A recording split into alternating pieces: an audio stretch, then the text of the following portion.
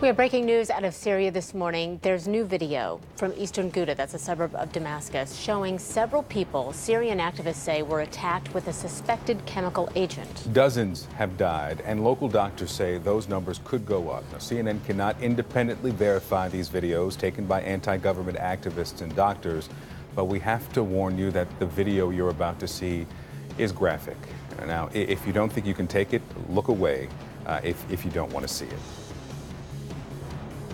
الله أكبر مدينة دوما الله أكبر استشهدوا جراء قصف.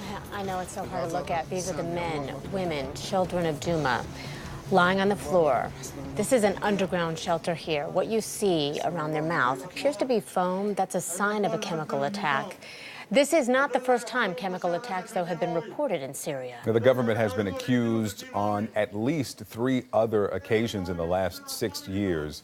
But the Syrian government denies being behind this incident. CNN senior international correspondent Fred Pleitkin live from Damascus right now, the only Western TV journalist there. Fred, so good to see you. Help us understand what you're learning this morning. Yeah.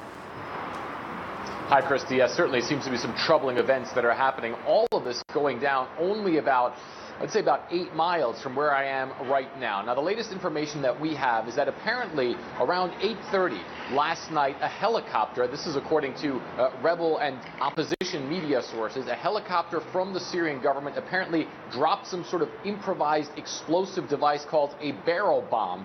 And then after that happened, many people in that eastern Ghouta region, specifically the neighborhood of Douma, came down with respiratory problems. And then you had those many casualties, with the opposition saying that dozens of people have been killed. And as you've mentioned, they expect that the death toll is going to continue to go up. And that's also shortly afterwards that we found or got those videos that then came out of those people with those respiratory problems, of doctors trying to help them, and of general what seemed to be panic in that area. Now, again, we can't independently verify those accounts. We can't independently verify those videos. And certainly the Syrian government has come out in a very strong way denying these allegations.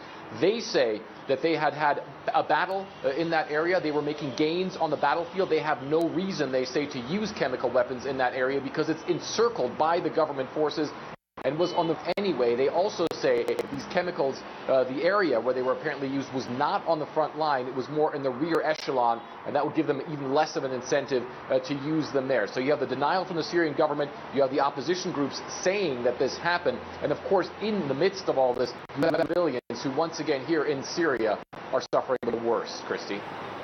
And Fred, of course, as you've mentioned and I've mentioned, this is not the first accusation and denial of use of chemical weapons, and of course part of the broader civil war that's been going on there for years, and hundreds of thousands of people killed, and the difficulty and for the U.S. to come up with a strategy to deal with it. I want you to listen to what retired General Mark Hertling said just a few minutes ago about the U.S.'s problem here. The somewhat schizophrenic foreign policy regarding Syria that, by the way, Christy, as we know, hasn't just started with this administration. There was challenges and ambiguities in the last administration as well in terms of what to do with about Syria.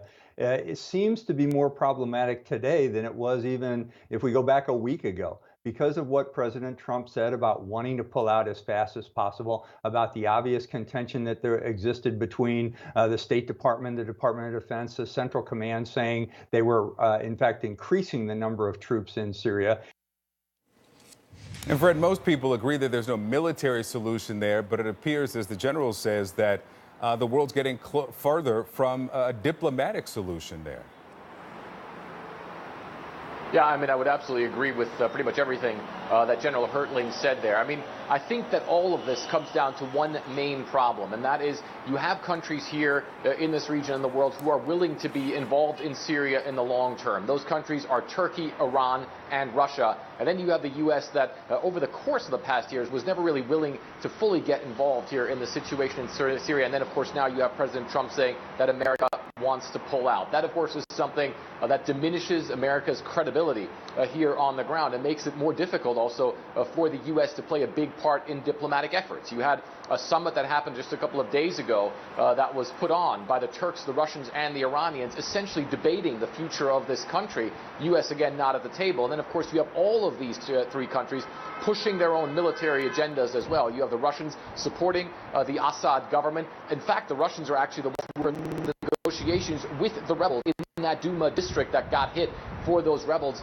to then give up. And then you have the Iranians, of course, who have a long-term agenda here as well. So far, from what we're hearing, from what we're seeing here on the ground, it seems as though the Syrian government and other groups as well not really factoring America in what's going to happen in the future of this country. Again, all of them, of course, pushing their own way forward, the U.S. being left out. Victor. Fred Plankin in Damascus for us. Thank you, Fred. Now, the U.S. has condemned the apparent chemical attack on civilians there in Syria. The State Department did release a statement, in fact. And here it is. These reports, if confirmed, are horrifying and demand an immediate response by the international community. The Assad regime and its backers must be held accountable and any further attacks prevented immediately. Russia, with its unwavering support for the regime, ultimately bears responsibility for these brutal attacks.